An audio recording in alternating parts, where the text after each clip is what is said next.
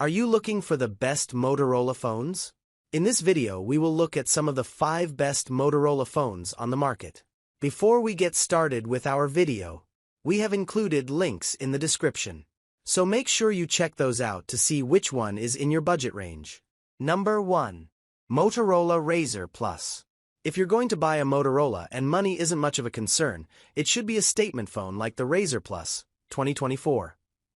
This 3rd-gen folding flip smartphone, 7 out of 10, Wired recommends, is much more refined, adding features you've come to expect in a modern-day handset, like an IPX8 water resistance rating that keeps it safe from dips in the pool and a bright 165Hz OLED screen that is easy to read in sunny conditions. And yes, you can flip open the phone to answer a call and flip it shut to end it. When it's closed, the enlarged 4-inch OLED cover screen can show you notifications, apps, and handy widgets to check the weather, calendar events, and news. It even lets you play some fun mini-games. You can also use the superior primary cameras, which would typically be on the back of the phone but are now at the front to snap selfies and see previews on this external screen. They're some of the sharpest selfies you'll snap. Open it up and you have a 6.9-inch screen that functions like a standard phone. There's still a crease on the screen where the device folds, but I didn't find it annoying. It's powered by Qualcomm's Snapdragon 8's Gen 3 chipset, a slightly lesser performing processor compared to the flagship Snapdragon 8 Gen 3 found on other high-end Android devices. That said, performance was smooth for me, thanks to the 12 GB of RAM, even when playing games. You get other standard fare accoutrements like NFC for tap-to-pay via Google Wallet, wireless charging, and 256 GB of internal storage. Number 2. Motorola Razr. This is the cheapest folding phone you can buy in the US, and you'll likely see it dip to $500 in a few months. Compared to the Razr Plus, the Razr, 7 out of 10, Wired recommends, has a slightly smaller front screen.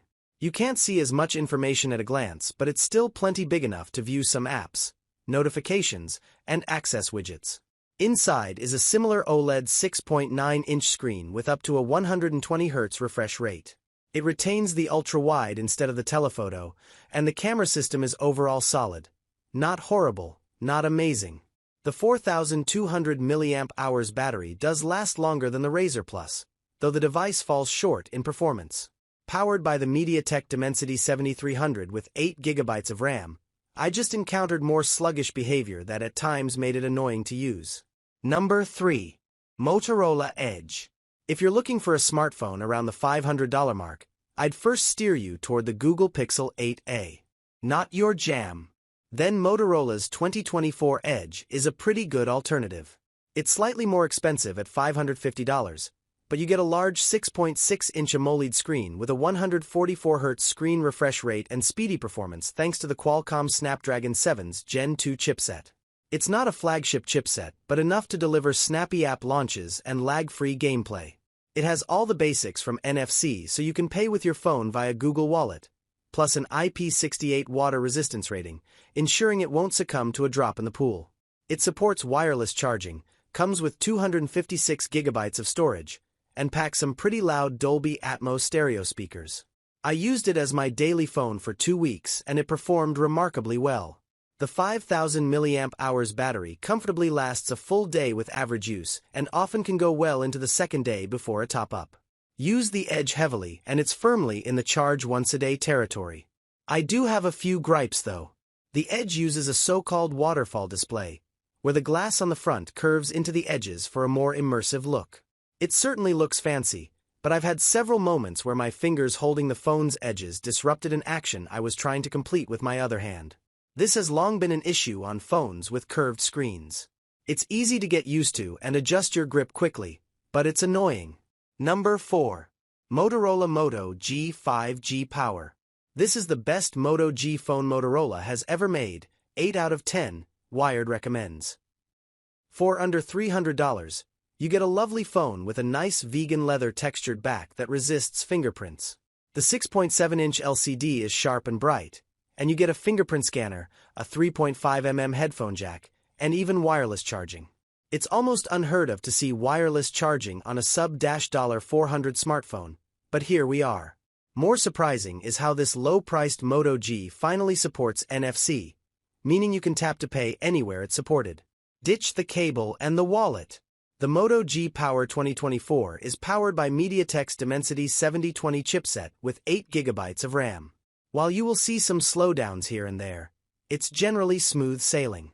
I used it for nearly a month with no qualms, juggling between my favorite apps, navigating, streaming music, and taking pictures.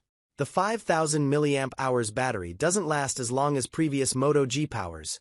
You can easily get a full day out of it, and a little extra if you're conservative. Number 5. Motorola Moto G Stylus 5G. The Moto G Stylus doesn't feel drastically different from the Moto G Power. It's just as nice with the vegan leather back and delivers relatively smooth performance with the Qualcomm Snapdragon 6 Gen 1 chipset and 8 GB of RAM. Sure, there are some hiccups here and there, particularly when you juggle between apps, but it's an otherwise snappy phone. For $100 more than its sibling, you do get some extra perks. Namely, the stylus. You can pull it out of the bottom of the phone to jot notes, sign documents, or doodle when bored. Motorola doesn't have decent palm rejection, so don't expect comfortable sketching sessions on this handset, but it's handy to have around for those reasons. I eked out slightly better battery life, despite the same 5000 mAh capacity as the Moto G Power 2024.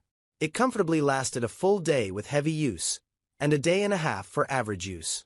There's still wireless charging, a headphone jack, NFC for contactless payments, and the same size 6.7-inch screen, though here you're treated to a superior OLED panel that offers deeper blacks and richer colors. The screen has a 120 Hz refresh rate, just like the Moto G Power.